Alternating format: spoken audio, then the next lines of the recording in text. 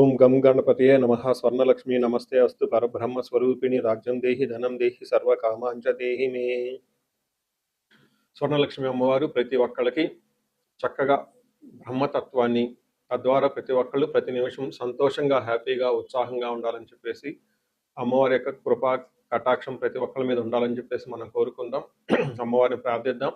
అంతేకాకుండా ప్రతి ఒక్కళ్ళకి కూడాను రాజ్యం దేహి అమ్మవారు ఒక అథారిటీని, ఒక పవర్ని, ఒక స్టేటస్ని, ఒక దర్పాన్ని ప్రతి ఒక్కళ్ళకి ఇవ్వాలని చెప్పేసి కోరుకుంటూ, దీనితో పాటుగా ధన సమృద్ధి, ధనం అనేది ప్రతి ఒక్కళ్ళకి ఉండాలని, చక్కగా వాళ్ళ ఇంటి నిండా బ్యాంక్ అకౌంట్లు నిండా ఎక్కడ పెట్టినా ధనం ఉండాలని, ప్రతి ఒక్కళ్ళకి ధనం లేదు అన్న ఒక ఫీలింగ్ అనేది వాళ్ళకి రాకుండా సమృద్ధిగా ధనం ఉండాలని చెప్పేసి అమ్మవారిని ప్రార్థిస్తూ, దీనితో పాటు సర్వకామార్చ దేహిమి అంటే మన మనసులోకి వచ్చిన ప్రతి కోరిక కూడా అమ్మవారు తక్షణమే నెరవేర్చాలి. ఈ విధంగా అమ్మవారి యొక్క కృపా కటాక్షం మన మీద ఉండాలి. 12 రాసుల వారు కూడా చక్కగా అభివృద్ధి జరిగి ఎంతో ఉత్సాహంగా ఉన్నతంగా ఎదగాలని చెప్పేసి మనం కోరుకుందాం. ఇప్పుడు మనం జూన్ మంత్ యొక్క రాశి ఫలాలు చెప్పుకుందాం. జూన్ మంత్ రాశి ఫలాలు చెప్పుకుంటే ఈ జూన్ మాసంలో మనకి 2-3 రకాల విశిష్టతలు ఉన్నాయండి. అవి తెలుసుకుందాం. ఫస్ట్ ఈ జూన్ మంత్ మనకి అధిక జ్యేష్ఠ మాస పౌర్ణమితో స్టార్ట్ అయ్యి నిజ జ్యేష్ఠ మాసం పౌర్ణమితో ఎండ్ అయిపోతుందని మీరు గమనించాలి. అయితే ఈ యొక్క 2 పౌర్ణముల మధ్య ఈ యొక్క జూన్ మంత్ ఉండటంతో ఇందులో 2-3 రకాలైన విశిష్టతలు ఉన్నాయి. ఈ మాసంలో ఫస్ట్ 2 శని త్రయోదశులు వస్తున్నాయండి. 2 శని త్రయోదశులు చాలా చాలా రేరుగా వస్తాయని గమనించుకోవాలి. కొన్నిసార్లు శని త్రయోదశి 4-5 నెలలకు కూడా రాలేదు. పోయిన సంవత్సరం ఐ థింక్ ఇదే విధంగా జరిగింది. 5 నెలల వరకు శని త్రయోదశి లేదు. చాలా మంది పూజలు చేసుకోవాలన్నా కానీ శనికి సంబంధించిన ఏమైనా పరిహారాలు చేసుకోవడానికి శని త్రయోదశి చాలా బెస్ట్ది. అలాంటిది శని త్రయోదశులు 2 వస్తున్నాయని గమనించుకోవాలి. వీటితో పాటుగా చాలా మందికి ఎప్పుడైతే అమావాస్య వెళ్ళిపోయిందో మనకి నిజ జ్యేష్ఠ మాసం స్టార్ట్ అవుతుంటూ చాలా మందికి పెళ్లిళ్ళు సీజన్ వస్తుందని మనం చెప్పుకోవాలి. పెళ్లిళ్ళకి చాలా అనుకూలమైన టైం అని గమనించాలి. ఇంకొక ముఖ్యమైన విషయము లాస్ట్ అంటే జూన్ ఎండ్లో మనకి ఏరువాక పున్నమి అని వస్తుంటుంది. ఇది రైతులకు ప్రత్యేకంగా చాలా చాలా ముఖ్యమైన రోజు. ఆ రోజున అందరూ అరకలు కట్టుకుంటారు. ఎద్దులకి చక్కగా మనకేమంటారు అలంకరణ చేసుకొని గుడుల చుట్టూ తిరుగుకొని అక్కడ నుంచి అరక కట్టుకొని ఊళ్ళల్లోకి వెళ్ళిపోయేసి పొలం దున్నటం స్టార్ట్ చేస్తారని గమనించాలి. సో ఇది కూడాను ఇప్పటికి కూడాను ఇది మనకి ఎప్పటి నుంచో ఉన్న ఒక సనాతన ధర్మంలో భాగంగా ఎద్దులను పూజ చేయటం, వాటిని నందీశ్వరులుగా భావించుకోవటం, గుడుల చుట్టూ 3 రౌండ్లు తిప్పుకోవటం, భజనలు పెట్టుకోవటం, దండారా వేయటం ఈ పనులను చేస్తూ ఉంటారు. ఒక ఉత్సాహంగా టోటల్ విలేజెస్ కూడా చాలా చక్కటి వాతావరణంలో ఇవన్నీ జరుపుకుంటూ ఉంటారని గమనించాలి. సో ఇది ఈ జూన్ మంత్లో ఉన్న యొక్క విశిష్టతలు, ముఖ్యమైన పండగలు, అలానే ముఖ్యమైన ఇంపార్టెంట్ డేట్లను మనం చెప్పుకున్నాం. ఇప్పుడు ఇంకొకటి చెప్పుకోబోతున్నాం. అది జ్యోతిష శాస్త్రం ప్రకారంగా గ్రహాల గురించి. జూన్ మాసంలో 5 గ్రహాలు మారుతూ ఉన్నాయండి. 28వ తారీఖున అంటే నెల బిగిన్ అవ్వక ముందే బుధుడు మారుతూ ఉన్నారు. వీళ్ళతో పాటు శుక్రుడు, కుజుడు, సూర్యుడితో మారుతూ ఉన్నారు జూన్ మాసంలో. ఇంకా ముఖ్యమైనది సంవత్సరానికి ఒక్కసారి మారే గ్రహం ఏంటంటే గురువు మారుతూ ఉన్నారు. ఈ గురువు జూన్ 2వ తారీఖున మారుతూ ఉన్నారు. అంటే మనం జూన్ మంత్లో 5 గ్రహాల యొక్క ప్రభావం ఎలా ఉండబోతుంది అనేది మనం చెప్పుకుంటూ ఉన్నాం అనమాట. మనం కుంభరాశి జూన్ మాసంలో ఎలా ఉందో చూద్దాం. కుంభరాశిలో మనం చూసుకుంటే ఎక్కువ గ్రహాలు వీళ్ళకి అనుకూలంగా లేవు, ప్రతికూలంగా ఉన్నాయి. కాబట్టి కొంచెం జాగ్రత్తగా ఉండటం ఎంతైనా అవసరం. ముఖ్యంగా గురువు మార్పు వల్ల వీళ్ళకి కొంచెం అంతకుముందు ఫ్రీగా ఉన్న ఒక ఎన్విరాన్మెంట్ నుంచి కొంచెం ఇబ్బంది పడే ఎన్విరాన్మెంట్ ఉంటుందని గమనించుకోవాలి. వేరే గ్రహాలు కూడా అన్ని మిక్స్డ్గా ఉన్నాయి కాబట్టి కొంచెం చాలా కేర్ఫుల్గా ఉండవలసిన మంత్ అని నేను చెప్తాను. ఇందులో ధనిష్ట నక్షత్రాలు చూసుకుంటే ధనిష్ట 3-4 పాదాలు, శతభిషం 1, 2, 3, 4 పాదాలు, పూర్వభద్ర 1, 3 పాదాలంతా మనకి ఈ కుంభరాశిలో ఉంటారు. పేరు బలం బట్టి మనం చూసుకుంటే గు, గే, గో, సా, సి, సు, సో, ద అన్న లెటర్స్ అంతా కూడా ఈ కుంభరాశిలో ఉంటారని గమనించాలి. ముందుగా చెప్పుకునే విధంగా 5 గ్రహాలు మారటంతో గురువు అంత అనుకూలంగా ఉండరు, సూర్యుడు కూడా అనుకూలంగా ఉండరు. అయితే కుజుడు మాత్రం అనుకూలంగా ఉన్నారు. మిగతా 4 గ్రహాలకి వ్యతిరేకంగా ఉన్నాయి. ఆల్మోస్ట్ మీకు ఇప్పుడు మారుతున్న ఈ గోచారం ప్రకారం చాలా ఎక్కువ గ్రహాలు అంతా అనుకూలంగా లేవు. కాబట్టి జాగ్రత్తగా ఉండవలసిన మాసం అని మనం తెలుసుకోవాలి. దీంట్లో లఘు గోచారం ప్రకారం 5వ స్థానంలో సూర్యుడు ఉండటం వల్ల మానసికంగా ఆందోళన ఎక్కువ ఉంటుంది. అలానే ధనలాభం ఉంటుంది. రియల్ ఎస్టేట్లో ఉన్న వాళ్ళకి బాగా కలిసి వస్తుందని చెప్పుకోవచ్చు. బుధుడు వల్ల భార్య లేదా భార్యాభర్తల మధ్య గొడవలు లేదంటే పిల్లలతో గొడవలు అయ్యే అవకాశం ఉంటుంది. 6వ స్థానంలో శుక్రుడు ఉండటంతో స్త్రీలతో గొడవలు లేదంటే అనుకోని విధంగా ఆటంకాలు వచ్చే అవకాశం ఉంటుందని తెలుసుకోవాలి.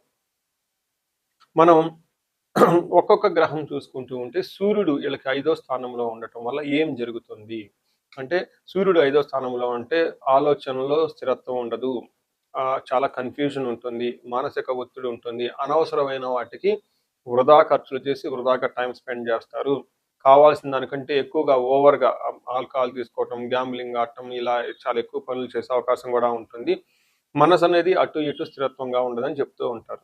మనకి సంస్కృతంలో దాన్నే మనకి మహర్షులు చెప్తారు. ఏం చెప్తారంటే దేహాలాస్యం, మనస్తాపం, సుహృద్వేషం, ధన వ్యయం, బుద్ధి చాంచల్యం ఆప్నోతి, పంచమే రవి సంయుతే అని చెప్తారు. అంటే 5వ స్థానంలో సూర్యుడు ఉండటం వల్ల ఏమవుతుంది, దేహలాస్యం అంటే సోమర్తనంగా ఉండటం, లేజీగా ఉండే అవకాశం ఎక్కువగా ఉంటుంది. మనస్తాపం అంటే మనసులో ఎక్కడో ఏదో పోగొట్టుకున్నట్టు ఒక ఫీలింగ్ లాగా ఉంటుంది. సుహృద్వేషం వీళ్ళ ఫ్రెండ్స్ని వీళ్ళని ద్వేషిస్తూ కూర్చుంటారు.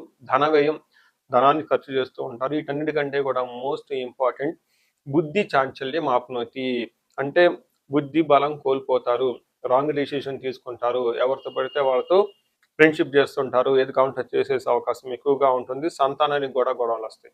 అయితే ధన ప్రవాహం మాత్రం బాగుంటుందని గమనించుకోవాలి. అలానే కుజుడు చూసుకుంటే వీళ్ళకి 3వ స్థానంలో ఉండి, కుజుడు ఒక్క గ్రహం మాత్రం పరిపూర్ణంగా వీళ్ళకి సపోర్ట్ చేస్తున్నారని చెప్పుకోవచ్చు. అందులో 3వ స్థానంలో కుజుడు ఉండటం వల్ల అనేక రకాలైన లాభాలు ఉంటాయి.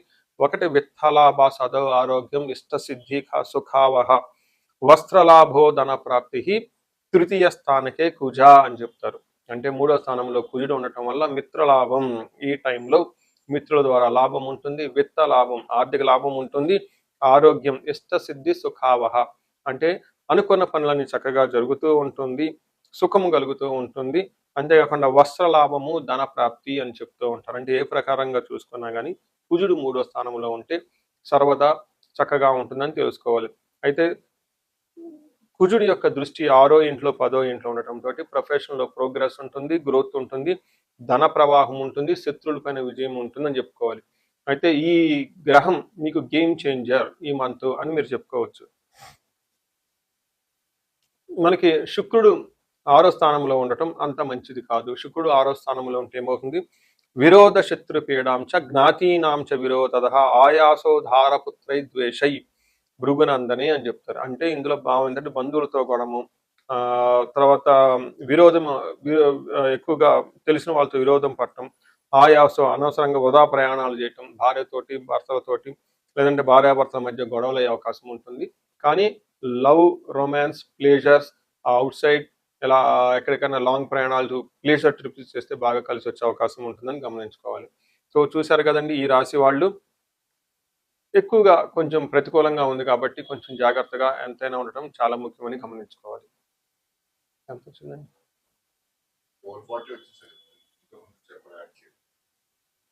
ఓకే, ఓ మీరు ఫోన్ చూస్తున్నారేమో అనుకున్నాను. సో ఇందులో కంటిన్యూ. సో ముఖ్యమైన గ్రహాలన్నీ చూసుకున్నారు కాబట్టి ఈ రాశి వాళ్ళకి ఇంకొక ముఖ్యమైన ఇన్ఫర్మేషన్ కూడా నేను చెప్తాను. పరిహారాలు చూసుకుంటే వీళ్ళకి ఏలినాటి శని యొక్క ప్రభావం ఇంకా దాదాపు అయిపోవచ్చింది, కానీ ఆ ప్రభావం మీ మీద ఉండే అవకాశం ఉంటుంది. ఎవరైతే పరిహారాలు చేసుకోవాలనుకుంటారో అందులో ధనిష్ట నక్షత్రం, చిదంబర క్షేత్రాన్ని దర్శించుకుంటే చాలా బాగా కలిసి వస్తుంది. తిరునల్లార్ ఇది పాండిచ్చేరి దగ్గర ఉంటుంది. ఇక్కడ శని శుభుడు. ఖచ్చితంగా ఈ రాశి వాళ్ళు కంపల్సరీ వెళ్ళి ఒక్కసారి అక్కడ శనికి తైలాభిషేకం చేయించుకోవటం, అక్కడ కొలను ఉంటుంది, ఆ కొలలో స్నానం చేసి గణపతికి పూజ చేసుకొని అక్కడ ప్రొసీజర్ ఉంటుంది. అలానే అక్కడ శనికి తైలాభిషేకం చేస్తే చాలా బాగా కలిసి వస్తుంది. అంటే ఇంకా గురువు యొక్క ప్రభావం మీ మీద ఎక్కువగా లేదు కాబట్టి గురువు మీకు మూవ్ అవటం, పక్క రాష్ట్రాలకు వెళ్ళటం వల్ల ధనాన్ని కోల్పోయే అవకాశం ఎక్కువగా ఉంటుంది. శత్రువుల పైన విజయము, అంటే శత్రువులు మిమ్మల్ని ఇబ్బందులు పెట్టే అవకాశం ఉంటుంది. సో ఈ రాశి వాళ్ళకి ఇంకా వీలైతే కుంభకోణ నవగ్రహ టెంపుల్ చుట్టం కూడా చాలా చాలా ముఖ్యమని నేను చెప్తాను.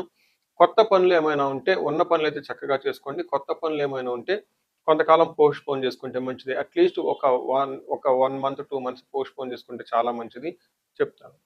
నమస్తే. మనం ఇప్పుడు రెమెడీస్ చూసుకుంటే ముఖ్యంగా నేను అందరికీ సలహా ఇచ్చేది ఏంటంటే, మీ వయసు కనుక 35 to 45 ఉండి ఎక్కడ లైఫ్‌లో మీరు ఆగిపోయారు? ఇప్పటిదాకా గ్రోత్ ఉండి, చక్కగా ఒక మేనేజర్ పొజిషన్‌లో ఉండి, ఉన్నతంగా ఉండి, కానీ లైఫ్ ఇప్పుడనేది మీకు ఛాలెంజింగ్‌గా ఉంది. దీన్ని మనం జనరల్‌గా మిడ్ లైఫ్ క్రైసిస్ అని చెప్తూ ఉంటారు చాలామంది. బట్ జ్యోతిష శాస్త్రంలో మిడ్ లైఫ్ క్రైసిస్ ఎందుకు వస్తుందనేదని చాలా చక్కగా వివరించడం జరిగింది. ఆ టైంలో మీకు శాపాలనేవి యాక్టివేట్ అవుతూ ఉంటుంది. ఆ టైంలో మీకు గ్రహ దోషాలనుంటాయి. ఈ గ్రహ దోషాలు కూడా మీకు యాక్టివేట్ అవుతూ ఉంటాయి. ఇది ఒక్కసారి మీరు ఇన్ కేస్ మీ ఏజ్ గనుక అలా ఉండి ఇప్పటిదాకా బాగుండి, మధ్యలో మేము లైఫ్‌లో స్ట్రక్ అయిపోయాము. గ్రోత్ లేదు, డైరెక్షన్ లేదు, సరిగ్గా ఇంప్రూవ్‌మెంట్ లేదు, రిలేషన్‌షిప్స్‌లో ప్రాబ్లమ్స్ వస్తూ ఉన్నాయి.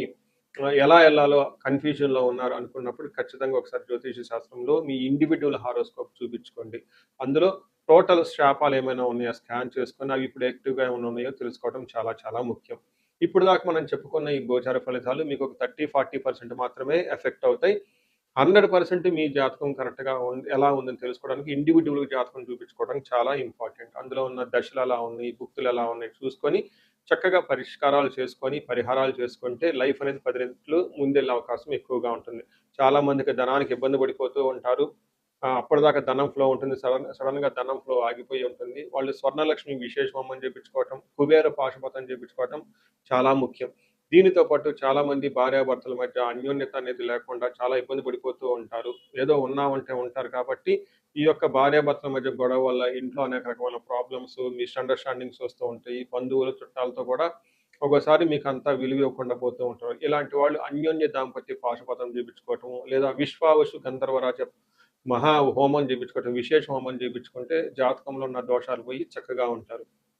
ఇవి కాకుండా ప్రతి ఒక్కళ్ళకి ఈ మధ్య అమెరికాలో ఉంటూ ఉంటారు. లేదంటే ఎన్ఆర్ఐలు చాలా మంది ఉంటారు. చాలా డైలమా ఉంటుంది. ఏ కెరియర్‌లో ఎళ్తే బాగుంటుంది? ఇండియాలో ఉంటే బెటర్‌గా ఉంటుందా? లేదంటే ఇండియా నుంచి ఫారిన్ ఎళ్తే బావుంటుందా? ఫారిన్ సెటిల్‌మెంట్ యోగం ఉందా? అసలు ఫారిన్‌లో ఎంతకాలం ఉంటాం? ఇలాంటి విషయాలు చాలామంది ఈ వీసాల గురించి, గ్రీన్ కార్డుల గురించి, లేదంటే ఎంఎస్ చేయాలనుకున్న వాళ్ళకి చాలా కన్‌ఫ్యూజన్‌లో ఉంటారు. అలాంటి వాళ్ళు కూడా ఒకసారి జాతక చక్రం చూపించుకుంటే చాలా బాగుంటుంది. యూజువల్‌గా వీసాలు రావటానికి నేను మన్యు పాశుపత అభిషేకం విత్ రాహు గ్రహానికి శాంతులు ఎక్కువ చేస్తూ ఉంటాను. ఇలా రాహువుకి సంబంధించి మన్యు పాశుపతం చేస్తే వీటితో పాటు లక్ష్మీ గణపతి జపము, ఈ స్వర్ణలక్ష్మి జపం చేసుకుంటూ ఉంటే ఇక్కడ ఫారిన్‌లో ఈ వీసా ప్రాసెసింగు లేదంటే ఈ డాక్యుమెంటేషన్ వర్క్ అనేది చాలా చక్కగా ఫాస్ట్‌గా ఎలాంటి ఆటంకాలు లేకుండా అయ్యే అవకాశం ఉంటుంది. ఇది కాకుండా ఇంకా మీరు ఏమైనా ఇండివిడ్యువల్‌గా మీకు ఛాలెంజెస్ ఉన్నాయి. హెల్త్ బాగాలేదు, మహామృత్యుంజయ హోమము, ఇంకా ఏమైనా మీకు ఈ మీ యొక్క శత్రు బాధలు విపరీతంగా ఉన్నారు. చండీ హోమం చేపించుకోవటం. చండీ హోమంతో పాటు ఇంకా మీకు విపరీతంగమైన మిమ్మల్ని ఇబ్బంది పెట్టేసి, మిమ్మల్ని భయభ్రాంతులకు గురి చేసే వాళ్ళు ఎక్కువగా ఉన్నారు. బగలాముఖి జపము, హోమము ఇవి చేపించుకుంటూ ఉంటే మీ చుట్టూ ఒక మంచి ప్రొటెక్టివ్ ఎన్విరాన్మెంట్ ఉంటుంది. సో, ఈ మధ్య కాలంలో ఎక్కువగా నేను చండీ హోమాలు కూడా చక్కగా చేస్తూ ఉన్నాను. సాఫ్ట్‌వేర్ వాళ్ళకి, రాహు దశ నడిచిన వాళ్ళకి, రాహు అంతర్దశలో ఉన్నవాళ్ళు. ఇంకా నేను చాలా మందికి కాలసర్ప దోషాలు కూడా దగ్గరుండి చక్కగా నా ఆధ్వర్యంలో పూజలు చేపిస్తూ ఉన్నాను. ఇలాంటి వాళ్ళు మీ ఇండివిడ్యువల్ జాతకంలో ఒకసారి చూపించుకొని ఎక్కడైనా మీరు లైఫ్ స్ట్రక్ అయ్యాము అనుకుంటే, వాటికి చక్కగా ఎందుకు కారణం తెలుసుకొని, పరిష్కారాలు తెలుసుకోవటం వల్ల మీ లైఫ్ పదింతలే ముందుకెళ్ళే అవకాశం ఎక్కువగా ఉంటుంది. మీ అందరికి అష్టలక్ష్మి కృప కలగాలని, అలానే అష్టైశ్వర్యాలు, భోగభాగ్యాలు కలగాలని చెప్పేసి నేను కోరుకుంటున్నాను. నమస్తే.